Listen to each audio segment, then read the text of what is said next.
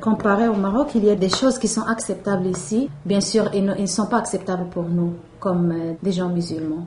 Je commence à dire qu'il y a des choses qui se passent ici. Je dois être prête pour répondre à ces questions.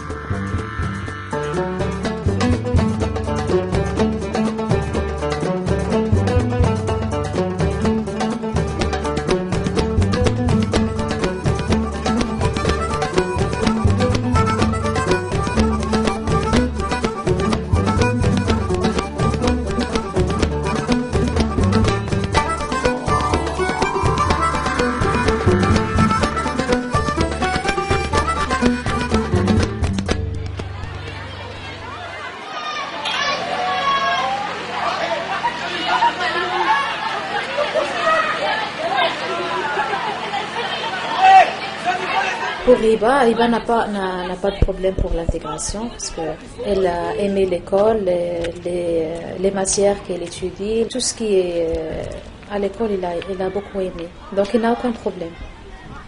Mais le problème, moi, je trouve un problème, c'est il n'y a pas l'enseignement d'arabe.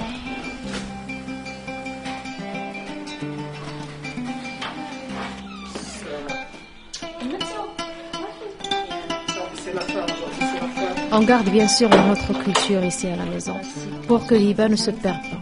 Maths, c'est bien, 70. Le français, 75. En général, c'est très bien. La moyenne générale, elle a dit anglais.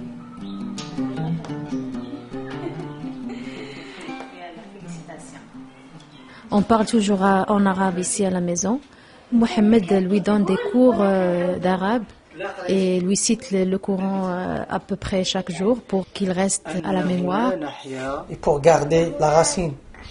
Bishi'ar, Allah, Al-Watan, Al-Malik. Il a dit la chanson. Comment? في العناية به. Quand il finit l'école, je consacre une demi-heure jusqu'à 40 minutes. Donc on ne doit pas laisser une partie de notre vie partir comme ça. بدنبهم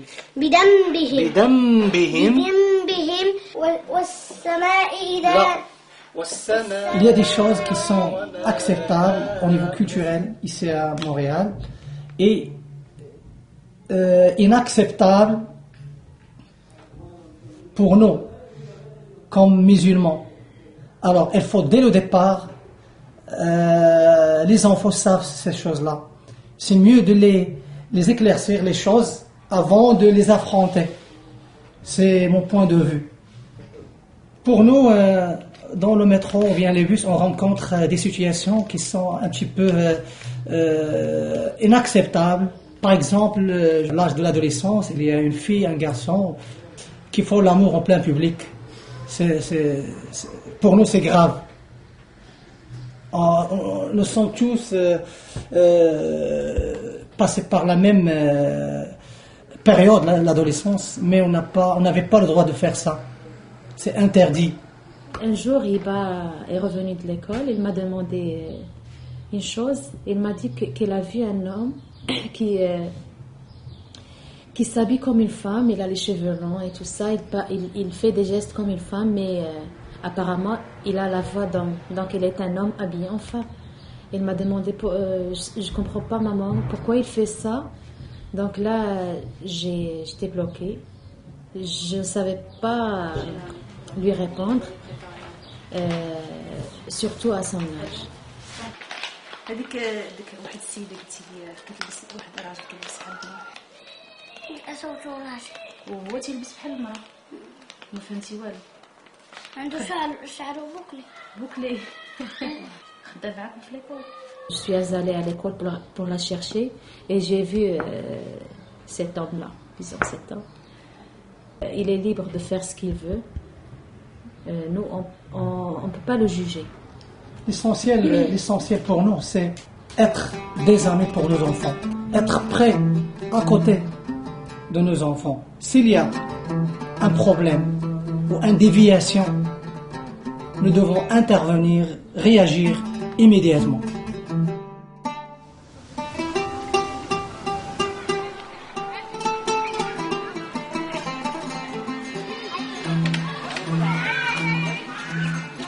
tu connais des écoles ici qui enseignent l'arabe, surtout l'arabe et le Coran. Mon mari et moi, on a été très très contents d'avoir une mosquée juste à côté, à 2 pas de chez nous. Et puis notre surprise a été que le week-end, ils enseignaient la langue arabe et le Coran.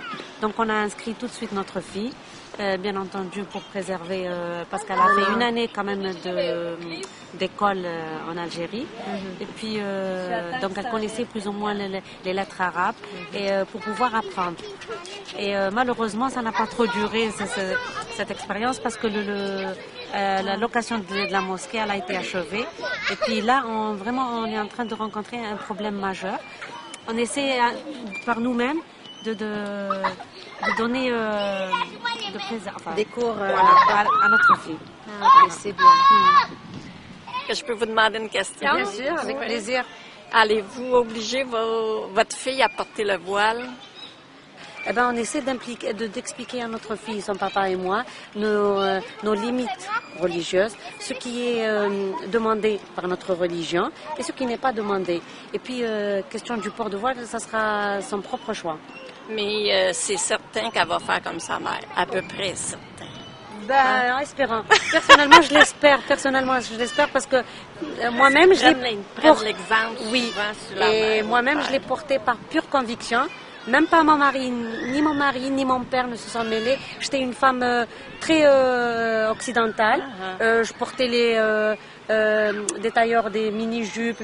Et puis, à un certain moment, quand je me suis intéressée à ma religion, j'étais convaincue par ça et je l'ai porté et je le regrette pas du tout. À propos de Hiba, bien sûr, c'est la même chose. Je ne peux pas l'obliger de porter le voile. Il faut vraiment que ce soit par conviction. C'est comme dans les Québécois, il y en a qui sont plus sévères que d'autres. Oui, c'est pareil. C'est pareil dans toutes les nations, dans toutes les religions. Oui. Comme moi, quand j'étais petite, mon père m'obligeait d'aller à l'église catholique. Oui. Mais là, rendu à un certain âge, j'ai dit, tu m'as trop obligé. Toi, là, moi, je ne vais plus. Il m'a écœuré. Le bon mot. C'est comme, on a un petit exemple chez nous, on dit que la fille, c'est comme une tomate, il ne faut pas trop la presser. Non. Quand tu la presses trop, elle risque d'exploser. Oui. Donc, il faut y aller doucement. Et puis, il faut toujours expliquer, il faut dialoguer. Parce qu'il y a beaucoup de fausses rumeurs sur l'islam. Oui. Et puis, il faut vraiment connaître les vrais musulmans. Vous êtes beaucoup ici à Montréal-Nord. Oui, tout à fait, oui. On en voit de plus en plus. Et pour vivre bien ensemble, il faudrait quand même qu'on se connaisse. Donc c'est par les différences qu'on apprend.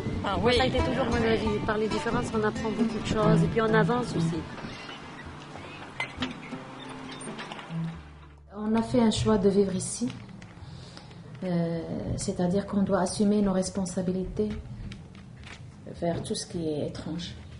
On est ici pour garder notre culture et vivre la modernisation.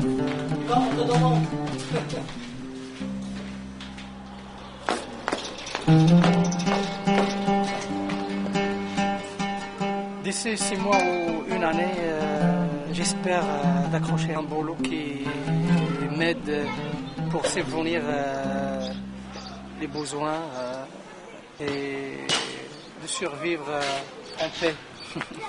D'ici 6 mois, on aura, Inch'Allah, un nouveau-né québécois. Un frère ou une sœur pour Hiba.